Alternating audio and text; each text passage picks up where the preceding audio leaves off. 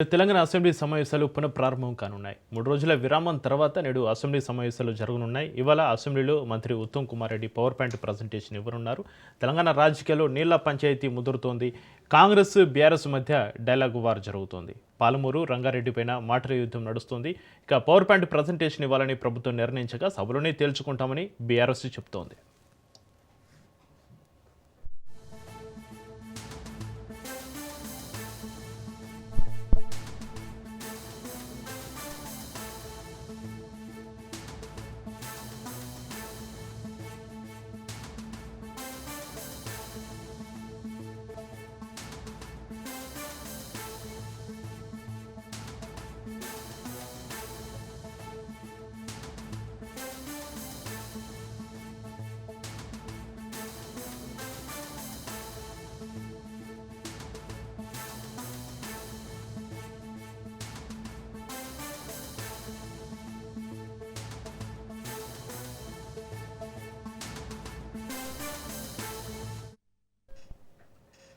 నేడు తెలంగాణ అసెంబ్లీ సమావేశాలు పునఃప్రారంభం కానున్నాయి. 3 రోజుల విరామం తర్వాత నేడు అసెంబ్లీ సమావేశాలు జరగనున్నాయి. ఇవాళ అసెంబ్లీలో మంత్రి Uttam Kumar Reddy power point presentation ఇవ్వనున్నారు. తెలంగాణ రాజకీయాల్లో నీళ్ల పంచాయతీ ముదురుతోంది.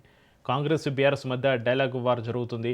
పాలమూరు, రంగారెడ్డిపైన మాటల యుద్ధం నడుస్తుంది. పవర్ పాయింట్ ప్రజెంటేషన్ ఇవ్వాలని ప్రభుత్వం నిర్ణయించగా సభలోనే తేల్చుకుంటామని బీఆర్ఎస్ చెబుతోంది.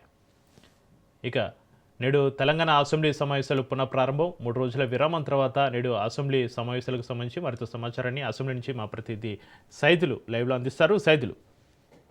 ఎస్ చక్రి, మరి కాసేపట్లో తెలంగాణ అసెంబ్లీ సమావేశాలు పునః ప్రారంభం కానున్నాయి. 3 రోజుల విరామం తర్వాత ఈరోజు ఉదయం 10 గంటలకు శాసనమండలి, శాసనసభ ప్రారంభం కానున్నాయి. అయితే ఈరోజు కీలకమైనటువంటి కొన్ని బిల్లులు శాసనసభలో ప్రవేశపెట్టి చర్చించే అవకాశం కూడా కనిపిస్తుంది.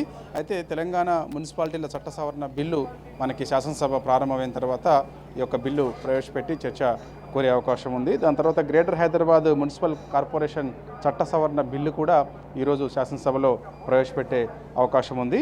ఇక తెలంగాణ మోటార్ వెహికల్స్ చట్ట సవరణ బిల్లు కూడా ఈసారి తెలంగాణ శాసనసభలో ప్రవేశపెట్టి చర్చ చేసే అవకాశం ఉంది. తెలంగాణ మున్సిపాలిటీల చట్ట సవరణ బిల్లుకు సంబంధించి, ఎందుకంటే మున్సిపాలిటీల యొక్క సంబంధించి అభివృద్ధి ఇంకా ఏ విధంగా చేసుకోవాలి ఏంటనే దానిపైన కూడా దాని మీద రాష్ట్ర ప్రభుత్వం ఒక పట్టు సాధించేలాగా ఈ యొక్క చట్ట సవరణ బిల్లు సవరణ చేయబోతున్నట్టు కూడా తెలుస్తుంది. చాలా కీలకమైన అంశాలు ఈరోజు చర్చ జరిగే అవకాశం ఉంది. అది చర్చ తర్వాత సవరణ చేసి మనకు చట్టం కూడా చేసే అవకాశం కూడా కనిపిస్తుంది. ఇంకా గ్రేటర్ హైదరాబాద్ మున్సిపల్ కార్పొరేషన్ చట్ట సవరణ బిల్లుకు సంబంధించి కూడా గ్రేటర్ హైదరాబాద్ ఇప్పటికే మనకి మరింత విస్తరణ చేసే అవకాశం ఉంది.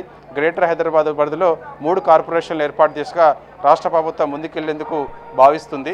అందుకని రాష్ట్ర ప్రభుత్వం కూడా చాలా కీలక నిర్ణయం తీసుకోబోతుంది. గ్రేటర్లో చాలా వరకు మున్సిపాలిటీలు విలీనం, అదేవిధంగా 3 కార్పొరేషన్లు ఏర్పాటు చేసేందుకు కూడా రంగం ఆల్రెడీ సిద్ధం చేసుకుంది. కాబట్టి దానికి సంబంధించినటువంటి బిల్లు పైన కూడా ఈరోజు చర్చ అసెంబ్లీలో జరిగే అవకాశం ఉంది. దాని తర్వాత ఇక తెలంగాణ మోటార్ వెహికల్స్ చట్ట సవరణ బిల్లు కూడా దానిపైన కూడా చాలా కీలకమైనటువంటి ఈరోజు బిల్లు ప్రవేశపెట్టిన తర్వాత ఇక్కడ అసెంబ్లీలో మనకి దీనిపైన మనం చర్చించే అవకాశం కనిపిస్తుంది. ఎందుకంటే తెలంగాణ మోటార్ వెహికల్స్ చట్టంలో చాలా వరకు మార్పులు తేవాలని చెప్పేసి రాష్ట్ర ప్రభుత్వం భావిస్తుంది. ఎందుకంటే అందులో పెద్ద ఎత్తున అవినీతి కి పాల్పడుతున్నట్టుగా ఆరోపణలు ఉన్నాయి. కాబట్టి అవినీతికి తావు లేకుండా ఇంకా ఏం చేస్తే బాగుంటుందని దానిపైన కూడా ఈ యొక్క తెలంగాణ మోటార్ వెహికల్ చట్ట సవరణ బిల్లుకు సంబంధించి కూడా ఇది ఈరోజు తెలంగాణ శాసనసభలో ప్రవేశపెట్టి చర్చ చేయనున్నారు. దాని తర్వాత ఇక ఇటీవల మహాత్మా గాంధీ జాతీయ గ్రామీణ ఉపాధి హామీ పథకం పేరు కేంద్ర ప్రభుత్వం మార్చిన నేపథ్యంలో జీ రామ్జీ పేరుతోటి ఆ యొక్క పేరు మార్పు చేసింది. కాబట్టి ఇది దేశవ్యాప్తంగా కాంగ్రెస్ పార్టీ మొత్తం ఆందోళన చేస్తూ ఉంది. ఎందుకంటే మహాత్మా గాంధీ ఉపాధి హామీ చట్టం ఏదైతే ఉందో అది ఎందుకు పేరు మార్చాల్సి వచ్చింది అని చెప్పేసి కూడా ప్రధానంగా కాంగ్రెస్ పార్టీ డిమాండ్ చేస్తుంది. సో దానిలో భాగంగానే ఈరోజు కూడా ఈ యొక్క మహాత్మా గాంధీ జాతీయ గ్రామీణ ఉపాధి హామీ పేరు మార్పుకు సంబంధించి కూడా ఈ యొక్క శాసనసభలో దీనిపైన చర్చ జరిగే అవకాశం ఉంది. దాని తర్వాత ఈ యొక్క బిల్లుకు సంబంధించి వ్యతిరేకిస్తూ, అంటే మనకి కేంద్ర ప్రభుత్వం తీసుకున్నటువంటి నిర్ణయం ఏదైతే ఉందో దానికి కొత్తగా పేరు పెట్టినటువంటి అంశం జీ రామ్జీ జాతీయ గ్రామీణ ఉపాధి హామీ పథకంగా పేరు మార్చారు. కాబట్టి దీన్ని వ్యతిరేకిస్తూ శాసనసభలో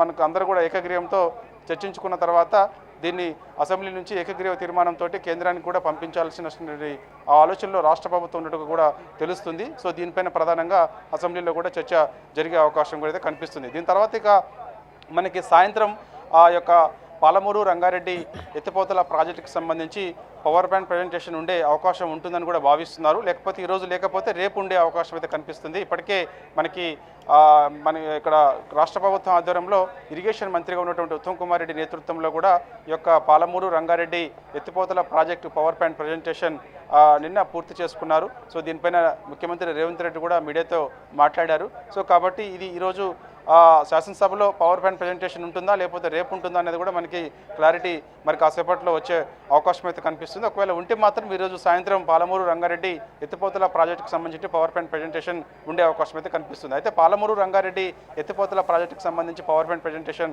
రాష్ట్ర ప్రభుత్వానికి స్పీకర్ అవకాశం ఇస్తే ఖచ్చితంగా బీఆర్ఎస్ పార్టీ కూడా డిమాండ్ చేసే అవకాశం ఉంది. ఎందుకంటే బీఆర్ఎస్ పార్టీ కూడా మొదటి నుంచి ఇప్పటికే స్పీకర్కి విజ్ఞప్తి చేశారు. స్పీకర్ని కలిసి కూడా విజ్ఞప్తి చేశారు బీఆర్ఎస్ పార్టీ ఎమ్మెల్యేలు. పాలమూరు రంగారెడ్డి ఎత్తిపోతల ప్రాజెక్టుకు సంబంధించి అధికార పక్షానికి పవర్ పాయింట్ ప్రజెంటేషన్కి అవకాశం ఇస్తే ప్రతిపక్ష బీఆర్ఎస్ పార్టీకి కూడా పవర్ పాయింట్ ప్రజెంటేషన్కి అవకాశం ఇవ్వాలని ప్రధానంగా డిమాండ్ చేస్తూ కూడా స్పీకర్కి విజ్ఞప్తి చేశారు. కాబట్టి చూడాలి మరి స్పీకర్ ప్రతిపక్ష బీఆర్ఎస్ పార్టీకి అవకాశం ఇస్తారా లేదా అనేది కూడా మనకి తర్వాత తెలిసే అవకాశం అయితే కనిపిస్తుంది. అయితే ఈరోజు బీఆర్ఎస్ పార్టీ యూరియా కొరత మీద ఒక వాయిదా తీర్మానం కూడా ఇచ్చే అవకాశం అయితే కనిపిస్తుంది. గతంలో యూరియా కొరత పెద్ద ఎత్తున ఉన్నది. 10 ఏళ్ల పాటు బీఆర్ఎస్ పార్టీ అధికారంలో ఉన్నప్పుడు ఎన్నడూ కూడా యూరియా కొరత లేదు. కానీ ఇవాళ కాంగ్రెస్ పార్టీ అధికారంలోకి వచ్చిన తర్వాత 2 ఏళ్ళు పూర్తి చేసుకుంది. ఎందుకు యూరియా కొరత రాష్ట్రంలో ఉన్నది అనేది కూడా ప్రధానంగా చర్చ చేయాలనేది కూడా బీఆర్ఎస్ పార్టీ ప్రధాన ప్రతిపక్ష బీఆర్ఎస్ పార్టీ డిమాండ్ చేసే అవకాశం ఉంది. దీనిపైన వాయిదా తీర్మానం ఇవ్వాలని బీఆర్ఎస్ పార్టీ భావిస్తుంది. కాబట్టి ప్రజెంట్ కూడా ఇప్పుడు ఉన్నటువంటి సీజన్లో కూడా యూరియా కొరత అనేక రాష్ట్రాల్లో అనేక చోట్ల నెలకొంది. అనేక రైతులు ఇబ్బందులు పడుతున్నారు. ఈ అంశాలపైన ప్రధానంగా చర్చ చేయాలని చెప్పేసి కూడా బీఆర్ఎస్ పార్టీ డిమాండ్ చేసే అవకాశం అయితే కనిపిస్తుంది. మరి కాసేపట్లో కూడా ఈ యొక్క వాయిదా తీర్మానం సంబంధించి బీఆర్ఎస్ పార్టీ ఎమ్మెల్యేల సంతకాలతోటి ఇచ్చే అవకాశం కూడా కనిపిస్తుంది. కాబట్టి ఏదేమైనా సరే ఈసారి అసెంబ్లీ శీతాకాల సమావేశాల్లో అనేక అంశాలపైన బీఆర్ఎస్ పార్టీ ప్రధానంగా చర్చకు డిమాండ్ చేసే అవకాశం అయితే కనిపిస్తుంది. ఇచ్చినటువంటి హామీలకు సంబంధించి కానీ, అదేవిధంగా ప్రస్తుతం నెలకొన్నటువంటి యూరియా కొరతకు సంబంధించి కానీ, అదేవిధంగా ఇప్పుడు ఈ యొక్క గ్రేటర్ హైదరాబాద్ పరిధిలో రాష్ట్ర ప్రభుత్వం తీసుకున్నటువంటి నిర్ణయం 3 కార్పొరేషన్లు ఏర్పాటు చేసేందుకు ముందుకు వస్తుంది. కాబట్టి సో దానికి సంబంధించినటువంటి అంశాలపైన ఎటువంటి ఇబ్బందులు తలెత్తే అవకాశం ఉంటుంది ఏంటి అనే దానిపైన కూడా చర్చకు ప్రధానంగా డిమాండ్ చేసే అవకాశం అయితే కనిపిస్తుంది. దాని తర్వాత ఇక గ్రామాల్లో ఉన్నటువంటి ప్రజెంట్ అంటే గ్రామ పంచాయతీల్లో గతంలో సర్పంచులకు రావాల్సినటువంటి పెండింగ్ బిల్లులు ఏవైతే ఉన్నాయో ఆ పెండింగ్ బిల్లులకు సంబంధించి కూడా ఖచ్చితంగా బీఆర్ఎస్ పార్టీ ప్రధానంగా చర్చకు డిమాండ్ చేసే అవకాశం అయితే కనిపిస్తుంది. కాబట్టి ఓవరాల్గా కాంగ్రెస్ పార్టీ అధికారంలోకి వచ్చిన తర్వాత 2 ఏళ్ళు పూర్తి చేసుకునే నేపథ్యంలో ఇచ్చినటువంటి హామీలు, గ్యారంటీలు, అదేవిధంగా రాష్ట్ర ప్రభుత్వం తీసుకున్నటువంటి నిర్ణయాలపైన ఖచ్చితంగా బీఆర్ఎస్ పార్టీ యొక్క అసెంబ్లీ శీతాకాల సమావేశంలో చర్చకు పట్టుబట్టాలని భావిస్తుంది. అందుకు ఈరోజు మొదటి రోజు 3 రోజుల తర్వాత తిరిగి పునః ప్రారంభమవుతున్నటువంటి ఈ యొక్క తెలంగాణ శాసనసభ శీతాకాల సమావేశాల్లో ఈరోజు యూరియా కొరతపైన బీఆర్ఎస్ పార్టీ వాయిదా తీర్మానం ఇచ్చే అవకాశం అయితే కనిపిస్తుంది. కానీ రాష్ట్ర ప్రభుత్వం మాత్రం 3 కీలక బిల్లులు ప్రవేశపెట్టి చర్చ చేరున్నారు. ముఖ్యంగా తెలంగాణ మున్సిపాలిటీల చట్ట సవరణ బిల్లు అది మనకి శాసనసభ మరి కాసేపట్లో ప్రారంభమవుతుంది. ఉదయం 10 గంటలకు శాసనసభ ప్రారంభమవుతుంది. కాబట్టి ప్రారంభం కాగానే మనకి మొదటిగా తెలంగాణ మున్సిపాలిటీల చట్ట సవరణ బిల్లుకు సంబంధించి ప్రవేశపెట్టిన తర్వాత చర్చ జరిగే అవకాశం ఉంది. గ్రేటర్ హైదరాబాద్ మున్సిపల్ కార్పొరేషన్ చట్ట సవరణ బిల్లు కూడా అది 2వ బిల్లు. కాబట్టి అది కూడా 2వ బిల్లు కూడా ప్రవేశపెట్టి దానిపైన కూడా చర్చ చేసే అవకాశం ఉంది. ఇక తెలంగాణ మోటార్ వెహికల్ చట్ట సవరణ బిల్లు కూడా 3వది ప్రవేశపెట్టి దానిపైన కూడా చర్చ చేసే అవకాశం అయితే కనిపిస్తుంది. కానీ మొత్తానికైతే మాత్రం మహాత్మా గాంధీ గ్రామీణ ఉపాధి హామీ పథకానికి సంబంధించి పేరు మార్పు కేంద్రం తీసుకుంది. కాబట్టి అది రద్దు చేయాలని చెప్పేసి కూడా అసెంబ్లీ ఏకగ్రీవ తీర్మానం చేసి కేంద్రానికి పంపించాలని భావిస్తుంది. కాబట్టి అది షార్ట్ డిస్కషన్ మనకి ఒక 20 నుంచి 30 నిమిషాల పాటు ఉండేలా కూడా మనకు తెలుస్తుంది. కాబట్టి మొదటగా ఈ యొక్క బిల్లులు ప్రవేశపెట్టిన తర్వాత ఈ యొక్క మహాత్మా గాంధీ జాతీయ గ్రామీణ ఉపాధి హామీ పథక పేరు మార్పుకు సంబంధించి షార్ట్ డిస్కషన్ ప్రారంభమవుతుంది.